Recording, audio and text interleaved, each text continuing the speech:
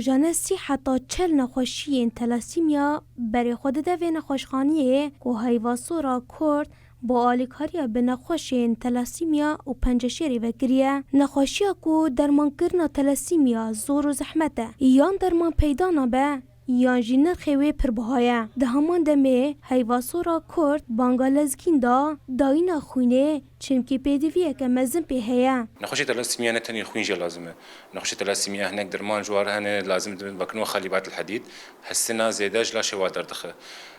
اف درمانی هنه دنوا هنه حب هنه و درزی هنه مخابن حب بهایه سر تکلیفا مادی من کار تختیا و اجماع رمضان بکن ام گور در فتح خو گورم کانیات خو درزیاتین روزانه نزیکتیا سی حتی چل نخوشی تلاسیمیات جمع یعنی کوم جهجماری خوینه ام احسا کی چگن روزانه جسی حتی چل کیسی خوینه تنج نخوشی تلاسیمیار لازمن لجمع نخوشخانه نبس بشه تلاسیمیه بشه پنجشیری جیه او جارنا خوین جو لازم به جارنا پلازما صفای حاد جو لازم دبن یعنی روزانه گره کی ما ایچ پنجی حتی 6 کسی ور خوینه بدن نخوشخانه حتی ام قریبن تختیا و هجماره هنی بکن لیم خابن بنقدمك قامش لتنا حتی تختیا و هجماره هنی بکن تنی افباری هنی بوی سر هیواسورا کرد.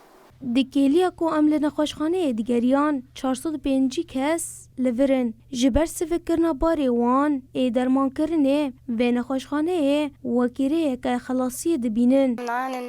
از احمدی گوهرتنا خونی دبینم جبر و جحسه که تمور او با 18 سالن درمان حسن و خونی دبینم. أنا مريض 32 سنة.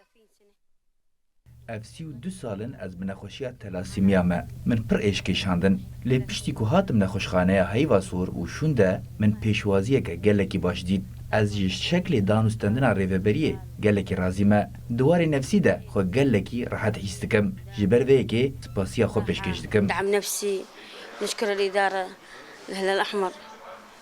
تلاسیمیا یک جوره نخوشیان خونه‌یه که هر دم و دمه پیدویا مروف به گوهرتنا خونه هیا لورا تم پیدویا و نخوشخانه به همو جوره خونه هیا دا کو بکاره به مروف بری خود ده درمان بکه.